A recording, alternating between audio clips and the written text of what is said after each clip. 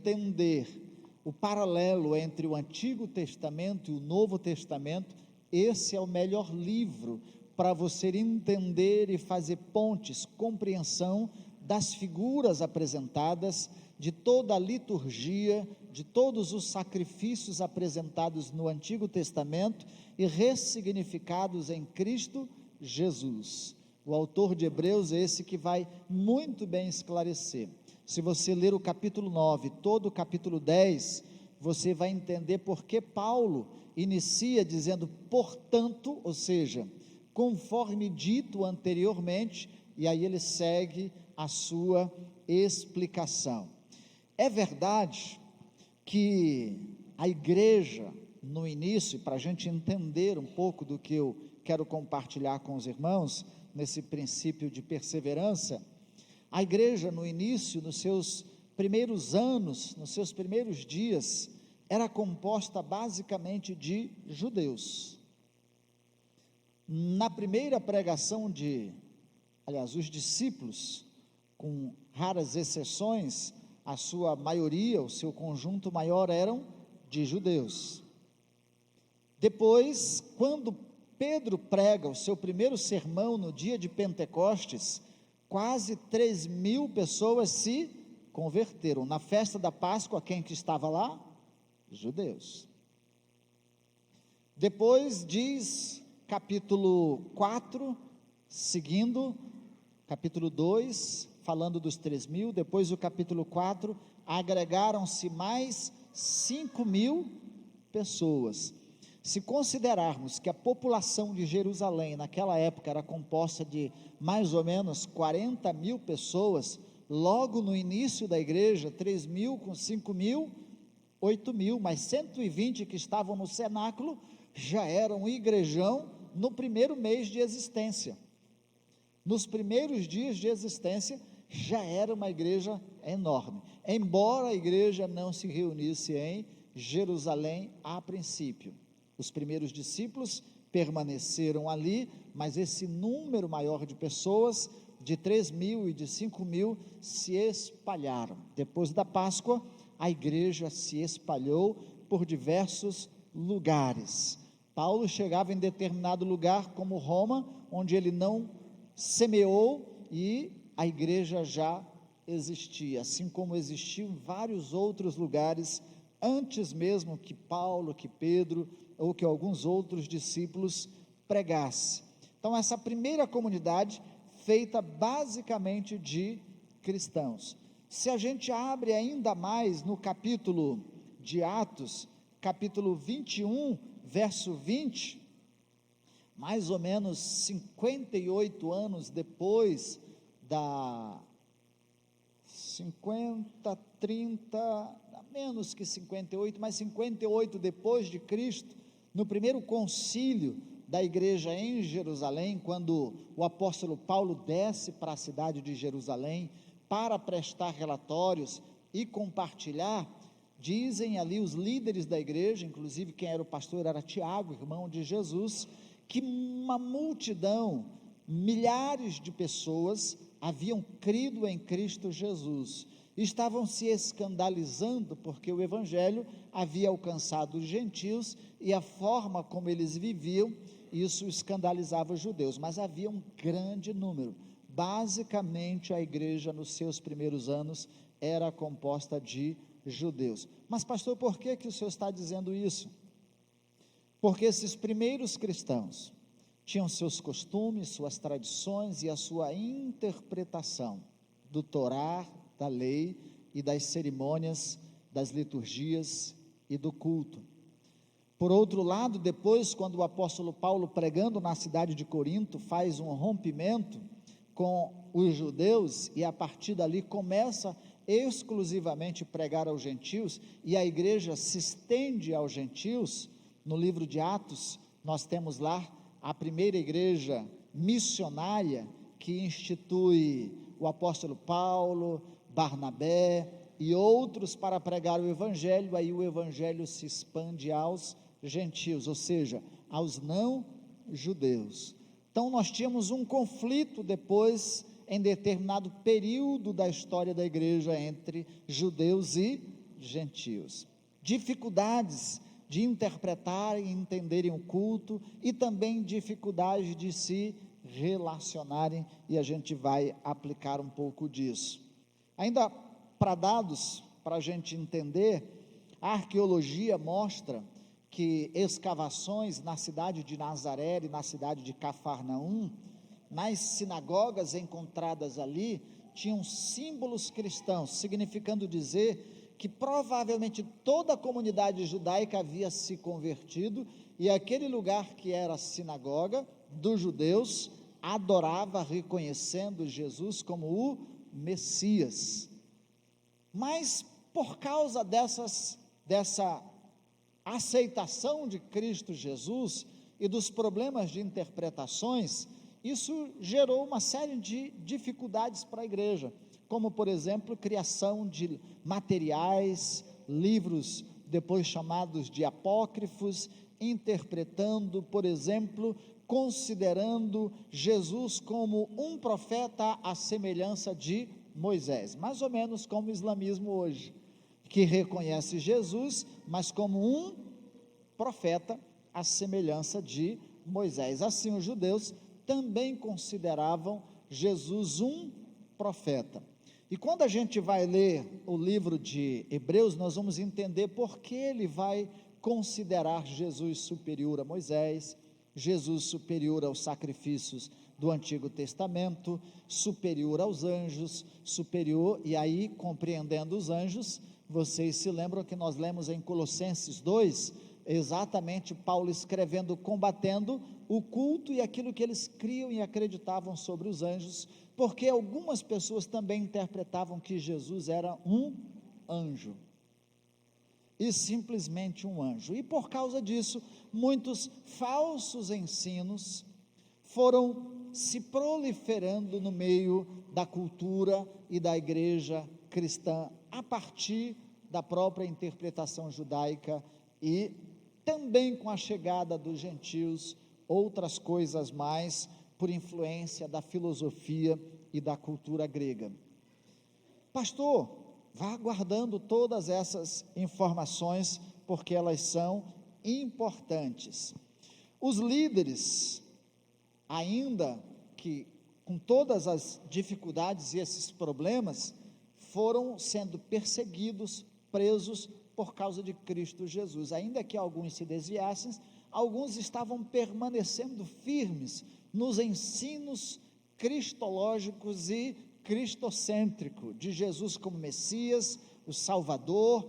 E lembrem-se que o próprio perseguidor da igreja, Paulo, se converte, e depois é um desses que veementemente vem instruindo a presença dos apóstolos como Pedro, para corrigir esses problemas doutrinários da igreja, esses desvios. O apóstolo João também escrevendo para corrigir vários desses problemas doutrinários da igreja. Os discípulos vão ajudando a igreja a enfrentar esses problemas e essas dificuldades. E os líderes são perseguidos. 4 anos depois do concílio de Jerusalém, que a gente citou, mais ou menos no ano 62, o pastor da igreja de Jerusalém é morto pelo sumo sacerdote Caifás. Ele é transpassado uma espada, e Tiago é morto por causa da perseguição, por causa dos conflitos entre os judeus tradicionais e a igreja. Alguns recomendam que a igreja de Jerusalém se mude para depois do Rio Jordão, e alguns dizem que depois a igreja retornou para Jerusalém, conduzida por um Simeão, primo de Jesus. Isso quem conta é Eusébio, um dos pais da história da igreja. Tudo isso por quê, pastor? Vá guardando em seu coração, porque isso tem a ver com a ceia de hoje. Se todos esses eram os problemas, ainda haviam outros mais. Esses judeus, alguns deles que criam, tinham toda uma teologia, embora como judeus cristãos, estavam presos a algumas tradições, como por exemplo, você pode aceitar Jesus como Salvador, mas você precisa guardar todos os preceitos da lei, e todas as tradições que nos são trazidas. Por exemplo, uma delas, você tem que ser circuncidado para se tornar herdeiro da promessa e vinculados à bênção de Abraão. Vocês vão se converter, mas têm que preservar, como nós guardamos o dia de sábado. Vocês vão se converter a Cristo Jesus, mas vocês não poderão comer carne de porco e estarão privativos e de alguns outros alimentos. Imaginou? Não dava para comer uma picanha suína, pastor. Não tinha jeito. Então, todas essas restrições, convertam-se a Cristo Jesus, mas guardem as nossas tradições. E aí é por isso que o autor de Hebreus vem escrevendo e dizendo: por que vocês querem voltar a essas tradições? Se tudo que Jesus apresentou é superior a estas coisas. E ele vai explicando, e aqui a gente não vai se ater a todas as explicações teológicas, mas dizendo que nós entramos no tabernáculo. Para entrar no tabernáculo, só o sumo sacerdote fazia isso, uma vez por ano, para oferecer sacrifício por si e pelo povo, e tinha que levar sangue para ser aspergido em todos os elementos do tabernáculo, no tabernáculo, purificando, e todos os anos ele precisava fazer isso se repetindo. O autor de Hebreus vai dizer: Cristo apresentou um único sacrifício, e foi o seu próprio sacrifício, e agora não se precisa mais se fazer nenhum tipo de sacrifício. Agora, por meio dele, o véu que se rasgou, e esse véu foi o seu próprio corpo entregue no madeiro, nós temos livre acesso ao Santíssimo Lugar, à presença de Deus, e entremos agora nessa presença de Deus com toda a intrepidez e ousadia, com a consciência limpa de que os nossos pecados foram todos perdoados.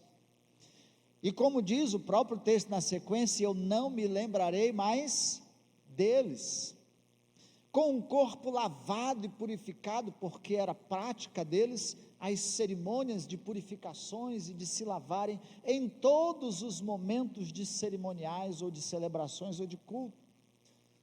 Agora eles podiam se apresentar diante de Deus, não mais para oferecer sacrifícios, mas, ainda que à luz do Antigo Testamento, dos sacrifícios, de tudo mais que acontecia, a lei, como já muito bem dito ilustradamente por alguém, dizendo, a lei nada mais era do que uma radiografia de quem nós somos, né? Diz assim: se você está com uma doença, o médico te manda fazer lá um raio-x ou uma ressonância magnética e vai aparecer lá o problema, não vai? Mas cura o exame? Não cura, ele só diz que você está doente. Quem que vai resolver o problema? Os sacrifícios dos animais, todos os anos, todas as vezes, repetidas vezes, sangue de touros e de bodes não perdoa pecado. Então o único que perdoa pecado é o sacrifício de Cristo Jesus, e o autor está dizendo: a lei não resolveu o problema de vocês, os sacrifícios e tudo que vocês não resolveram o problema de vocês, em Cristo tudo isso foi solucionado. Uma nova aliança, um novo pacto em Cristo Jesus foi inaugurado, o antigo está deixado de lado. A lei é boa para nos apresentar os erros e os pecados, mas não nos salva. Os sacrifícios e tudo o que aconteceu no Antigo Testamento era simbólico, uma sombra apontando para Cristo Jesus. Por que retroceder a estas coisas? Por causa da dificuldade dos conflitos de ensino, a igreja viveu muitos problemas, muitas dificuldades. Uma delas entre a própria liderança. Paulo briga com Pedro, aliás, com Pedro também. Paulo também briga com Barnabé, se separam. Paulo xinga Pedro, dizendo: hipócrita, falso, você diz uma coisa e lá no meio deles você come porco, e quando chega aqui você diz que não come, lá você bebe vinho, quando chega aqui você diz que não bebe vinho, lá você faz isso, aqui você não faz, aqui você é o santão, mas lá você está vivendo com eles. Aí tem umas brigas. Na igreja também as pessoas começaram a brigar por causa destas coisas. E pelos conflitos que existiam na igreja, alguns começaram a ir embora. Diz assim: eu não vou ficar nessa igreja. Fica um brigando, o que é certo, o que é errado, o que eu devo acreditar, o que eu não devo acreditar. Sou de Paulo, sou de Cefas, sou de Pedro, sou de Apolo, sou de quem? Qual ensino eu vou seguir? Qual a verdade? Então, quer saber? Eu vou embora da igreja. Outros diziam: bom, vou voltar para o judaísmo, vou ser judeu, vou continuar as minhas tradições, o meu culto judaico, vou voltar para o judaísmo. Outros diziam: quer saber? Vou voltar para onde eu era mesmo. Lá onde eu estava, pelo menos não tinha briga, ninguém me julgava, ninguém ficava me apontando o que era errado. Vou voltar para onde eu era, se era um gentil. E aí é por isso que Paulo está dizendo assim: não abandonemos a congregação, como é costume de alguns. Não deixem de ser igreja por causa destas coisas. Há um centro que nos une, há um princípio de fé que nos une, há uma convicção que devemos ter, que é em Cristo Jesus, autor, consumador da nossa fé. Olhemos para Cristo Jesus. Por que voltar aos rudimentos da fé? Por que voltar a cultuar e a viver as sombras do que era? Eu falei isso há pouco tempo, hoje nós estamos numa moda cristã de voltar ao estilo de culto judaico. Na hora eu ganhei, nunca trouxe, mas eu ganhei, eu não lembro agora como é que é o nome, aquela beca, aquela bata judaica, que a gente coloca uma toga, a gente coloca ela para na hora da ceia, aí a ceia fica mais ungida. Eu estou na orla sacerdotal da tribo de Levi, descendente de Arão, a ceia é diferente, não é assim? Na hora do louvor, shofar, o louvor eu me arrepio. Agora, Deus, o Espírito de Deus está presente porque o shofar tocou. Agora eu sigo o comando. A gente está voltando uma moda de trazer o culto judaico e não precisamos mais voltar aos rudimentos e às coisas antigas. Uma das lições que Hebreus vai nos dizer, ao final, é o mesmo que no Velho Testamento e que no Novo Testamento. Olha, apesar de todos os sacrifícios que vocês fazem, não é sacrifício que eu quero. O que eu quero mesmo é obediência. Apesar de vocês se dizerem pertencentes a Cristo, não dá para continuar na prática e na vida do pecado, voluntariamente, desprezando o que Jesus já fez. Se na lei de Moisés, por 2 ou 3 testemunhas, o pecador era morto e apedrejado, imagine na nova aliança, desprezando, ignorando o sacrifício, a oferta de Cristo Jesus. Para que continuar na prática do pecado? O que Deus quer é obediência, e por isso nós não somos como os que retrocedem, porque como os que retrocedem, Deus não se alegra e não tem prazer neles. Nós somos como os que permanecem para a salvação em Cristo Jesus, e continuamos sendo igreja, corpo de Cristo Jesus, com essas diferenças, com essas imperfeições. Tem hora que eu vou estar dizendo uma coisa, tem hora que vem um pregador aqui, ensina uma coisa um pouco diferente, mas não é por isso que você vai embora da igreja e não volta mais. Não é porque uma pessoa é diferente de você ou outra que também você vai abandonar. Pelo contrário, vivemos dias difíceis, desde o princípio, ensinos diferentes, falsos ensinos, e é uma luta perseverarmos, permanecermos ensinando de fato o que é pertencente a Cristo, e a base dos ensinos de Cristo, para nos conduzir vivos nesse caminho. Mas agora, o que nos importa é entrarmos na presença do Santíssimo Lugar. na presença de Deus e nos apresentando em gratidão, já não com os sacrifícios, para através deles agradarmos a Deus. Os nossos louvores não podem ser oferecidos como um estilo de sacrifício para agradar a Deus. Os nossos louvores e o nosso culto é em gratidão ao sacrifício que já foi feito. E agora é em gratidão, nosso culto é um culto de gratidão, porque o sacrifício já foi feito. Nós somos imperfeitos e por mais que queiramos apresentar coisas perfeitas para agradar a Deus, não é isso que vai de fato agradar ao Senhor. O que vai agradar ao Senhor é o nosso coração temente e a nossa obediência. Porque de repente eu posso estar fazendo tudo certo e ao mesmo tempo estar fazendo tudo errado. Pastor, o que é isso? Eu posso estar tocando muito bem, cantando afinadinho, fazendo tudo como eu sou instruído a fazer, e ainda o meu coração não estar ali sendo apresentado, e a minha vida está sendo apresentada diante do Senhor. Você pode estar sentando aí e fazendo tudo o que você acha, não, domingo não posso, não, é expressão da nossa gratidão, tudo que deveria ter sido feito já foi feito, agora é só uma resposta de louvor e de gratidão. Pai do céu, olha, o meu pecado foi perdoado, o que devo oferecer ao Senhor? O meu culto de louvor e de gratidão. Senhor, Tu és o meu provedor, o meu sustentador, o que devo fazer? Oferecer-me em gratidão e louvor. É gratidão, não é para ficar oferecendo sacrifícios e penitências e coisas para agradar ao Senhor. Essas coisas nem sempre agradam ao Senhor, às vezes até abominam ao Senhor.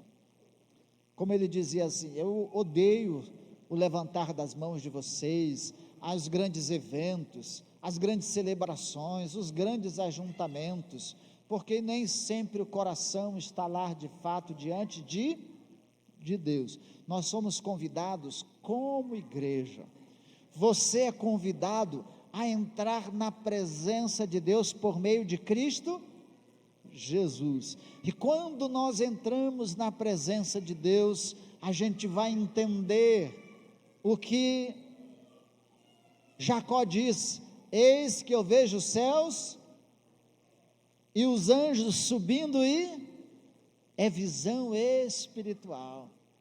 Eu estou diante da presença dos céus abertos, das cortinas abertas, do livre acesso diante de Deus. A gente vai entender o que Estevão disse: eis que eu vejo o Senhor assentado à destra de Deus. A gente começa a ter visão e enxergar as coisas de maneira espiritual e não material, carnal. Aí assim a gente vai perseverar, fortalecer e estimular uns aos outros, a nos apresentarmos como igreja diante do Senhor, lavados, perdoados pelo sangue de Cristo Jesus. E é isso que nós fazemos no culto da ceia. Tem gente que só vai na igreja no primeiro domingo do mês.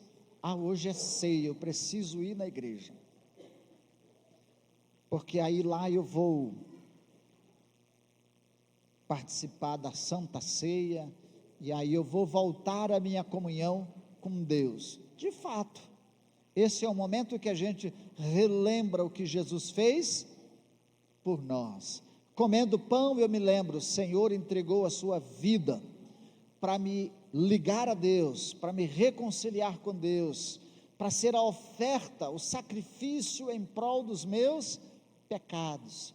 Quando eu bebo vinho, eu lembro que o seu sangue, a sua vida, foi entregue, derramada como libação, para perdão de todas as minhas iniquidades, o que eu não poderia fazer, o que eu não posso fazer, o que eu não poderia ofertar como qualquer sacrifício de penitência ao Senhor para me perdoar, Jesus fez. Então, quando eu me reúno, como do pão e bebo do cálice, eu digo: Senhor, obrigado pelo que o Senhor fez.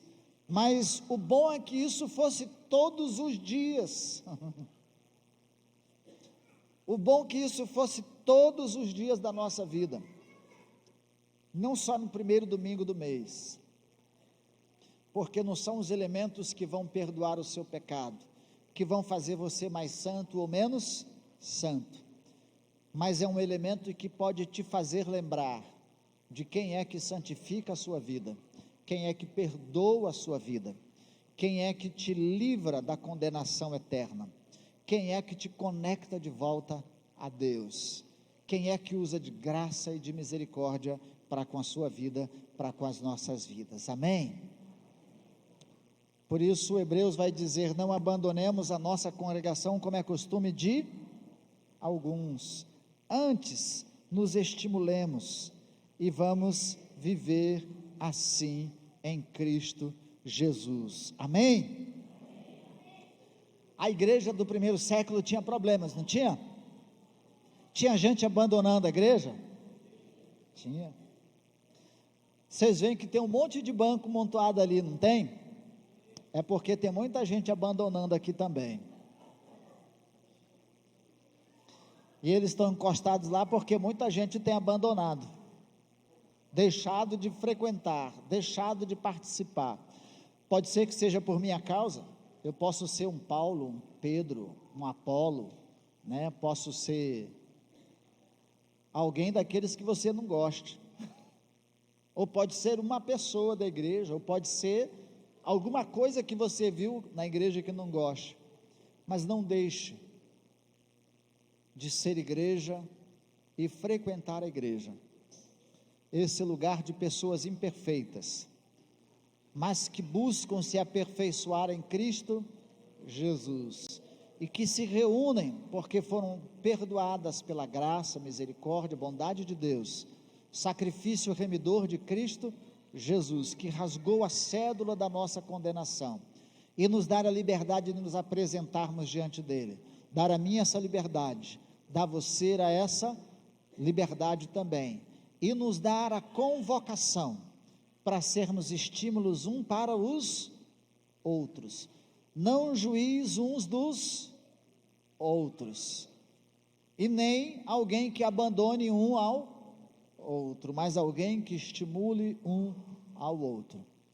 Persevere, e se você vê que alguém não está perseverando, ajude ele a caminhar e a perseverar no Senhor, e logo logo todos os bancos voltarão ao seu lugar, amém?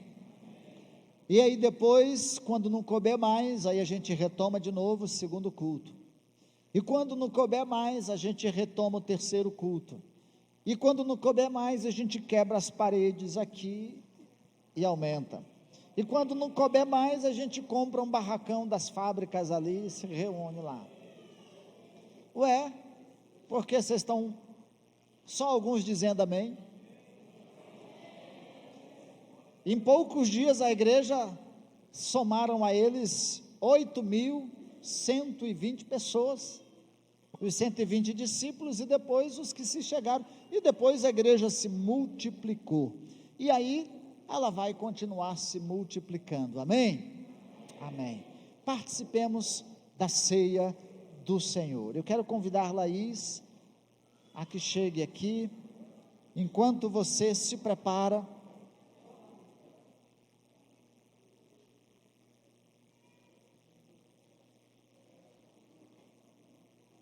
Enquanto você se prepara para participar da ceia do Senhor, e quem deve participar? Todos aqueles que reconhecem Jesus Salvador e Senhor da sua vida, assumiram um compromisso com Ele, e como declaração do seu compromisso com Deus, foram batizados em obediência, em nome do Pai, do Filho e do Espírito Santo, e em obediência fazem parte do corpo de Cristo, que é a sua igreja, a minha igreja, e as portas do inferno não prevalecerão contra ela, e estejam em plena comunhão com Deus e uns com os outros como igreja, como corpo de Cristo Jesus.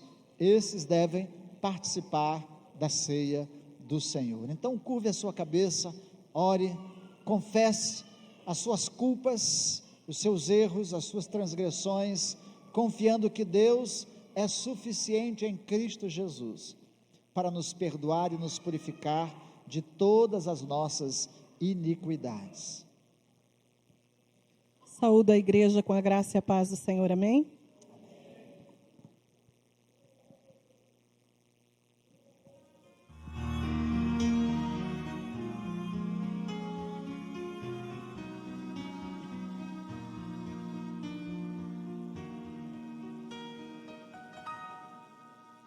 Pela via dolorosa, triste via em Jerusalém, os soldados abriam caminho a Jesus, mas o povo se aproximava para ver o que levava aquela cruz.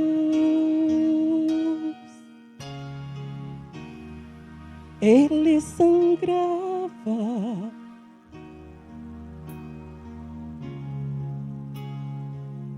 mas recebeu coroado de espinhos, foi o Senhor.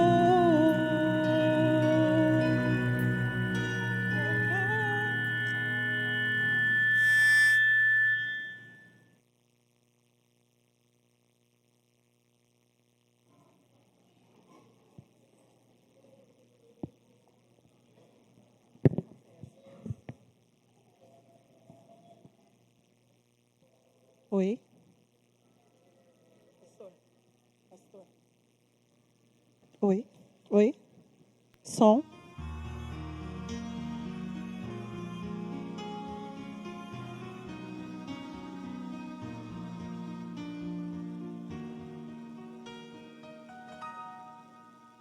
Pela via dolorosa, triste via em Jerusalém, os soldados abriam caminho a Jesus, mas o povo se aproximava para ver o que levava aquela cruz.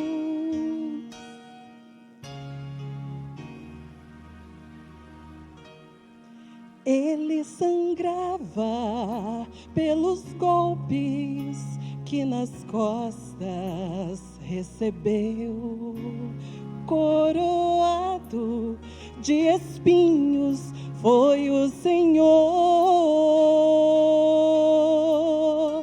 e com cada passo viu o desprezo do povo que ele amou.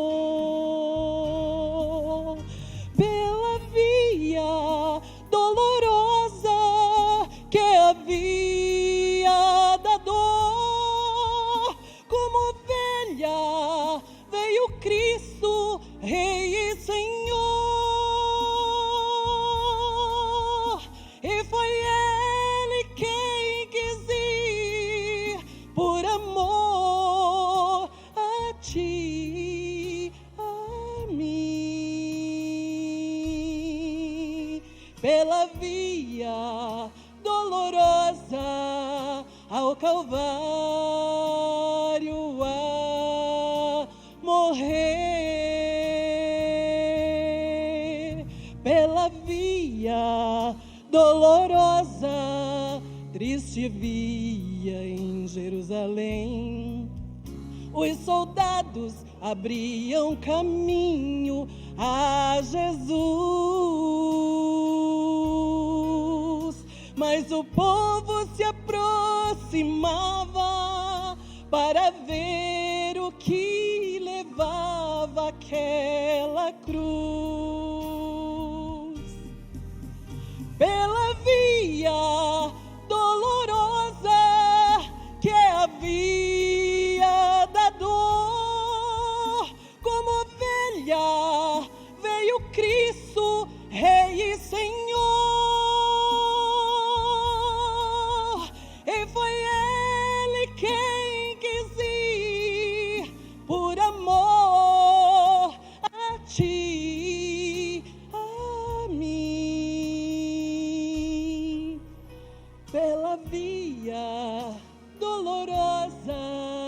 ao Calvário a morrer, e o sangue que hoje nos limpa pela fé deixou o seu sinal em Jerusalém,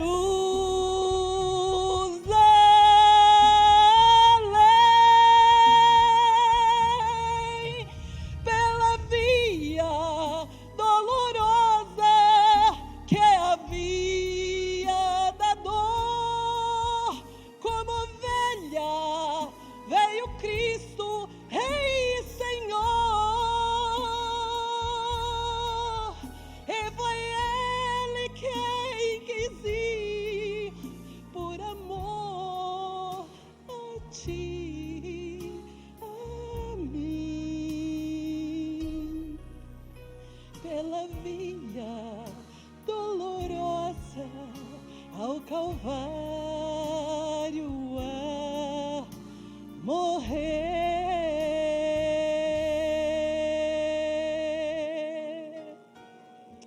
Louvado seja o nome do Senhor.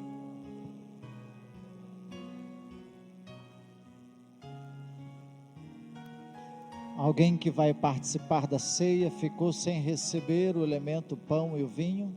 Se alguém ficou, levante a mão só para a gente distribuir. Todos receberam. Porque o Senhor Jesus, na noite em que foi traído, Esté ficou sem? Esté aqui.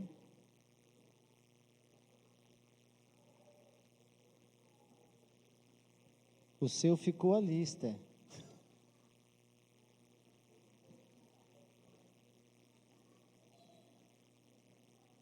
Mais alguém ficou sem? Se não, porque o Senhor Jesus, na noite em que foi traído, tomou o pão, após ter dado graças, partiu e disse: isto é meu corpo que é dado em favor de vós, façam isso todas as vezes que comerem em memória de mim. Em memória de Cristo Jesus, comamos o pão.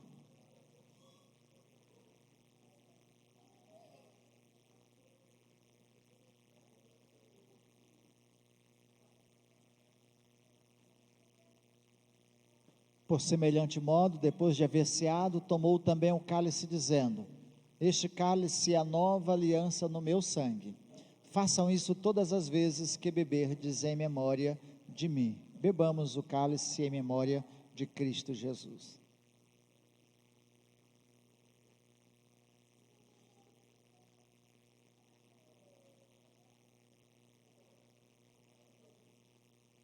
Pai, nós agradecemos esse momento precioso na Tua presença de comunhão. Obrigado porque a nossa comunhão com o Senhor é por meio de Cristo Jesus. Obrigado porque temos esse privilégio de, como igreja do Senhor, também vivermos em comunhão com os nossos irmãos. Declaramos o quanto eles são preciosos para a nossa vida, o quanto eles são importantes para nós.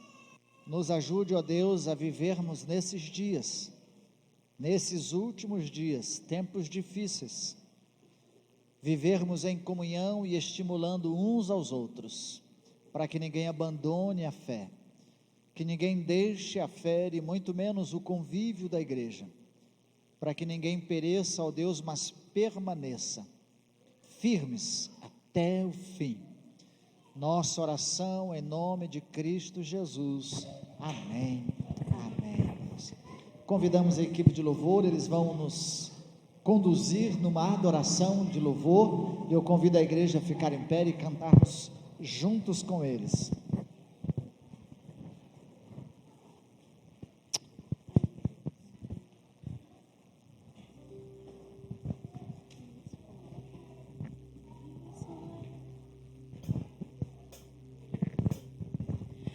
No início eras a palavra, com Deus Altíssimo,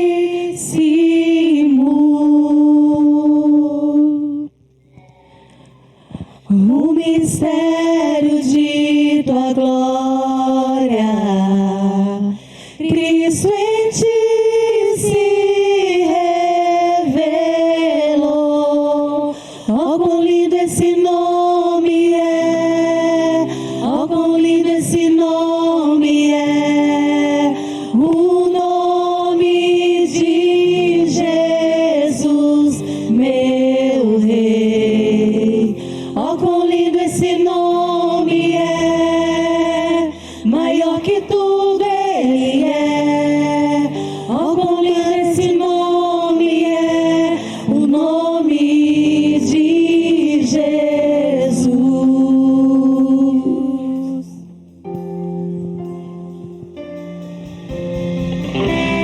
deixou o céu para buscar-nos, veio para nos resgatar.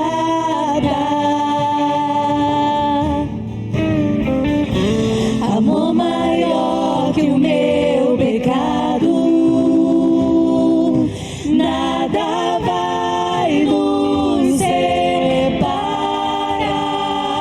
Oh, quão maravilhoso é, oh, quão maravilhoso é o nome de Jesus, meu Rei. Oh, quão maravilhoso é, maior que tudo Ele é. Oh, quão maravilhoso é o nome de Jesus. Oh, quão maravilhoso é o nome de Jesus. Oh, quão maravilhoso é o nome de Jesus.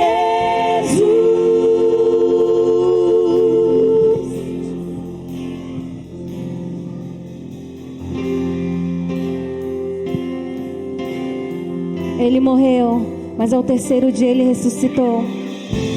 A tumba está vazia, vivo agora está o Senhor.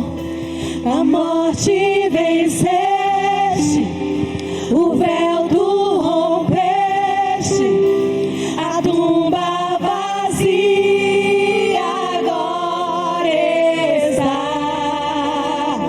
O céu te adora, proclama tua glória, pois ressuscitaste, vivo estás.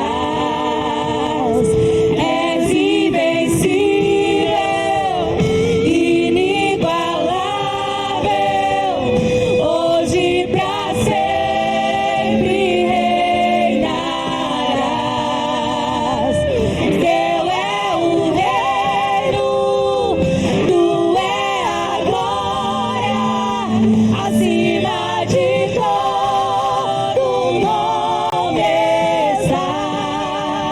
Poderoso esse nome é, poderoso esse nome é, o nome de Jesus, meu Rei. Poderoso esse nome é, mais forte que tudo é.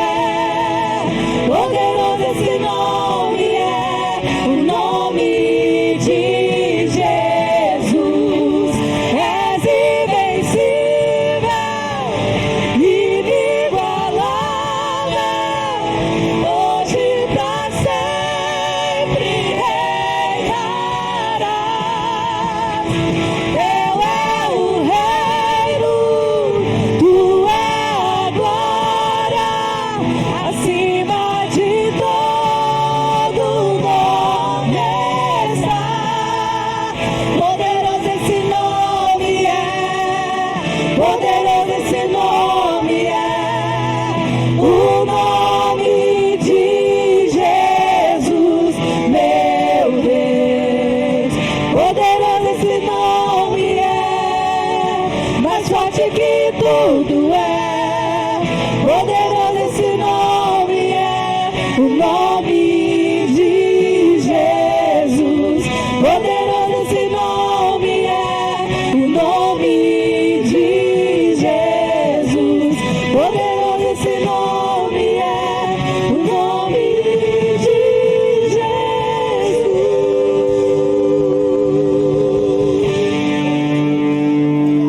Glória a Deus. Estenda sua mão, irmão, vamos orar com a bênção apostólica e depois um abraço no seu irmão, bem caloroso.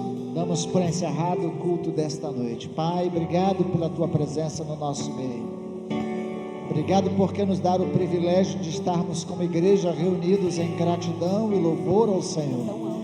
Saímos daqui com o nosso coração cheio, ó Deus, com o nosso coração alegre, feliz por sermos edificados pela tua palavra, por termos a liberdade de expressar a nossa gratidão e o nosso louvor ao Senhor. por sairmos convictos que o Senhor nos perdoa e nos purifica, que o Senhor nos aceita em Tua presença por meio daquele que nos resgatou, Cristo Jesus, e que agora o amor de Deus, nosso Pai, a graça redentora de Cristo Jesus e o consolo do Espírito Santo do Senhor seja com toda a sua igreja, agora e sempre. Amém, amém, Jesus. Um abraço no seu irmão. A morte venceste.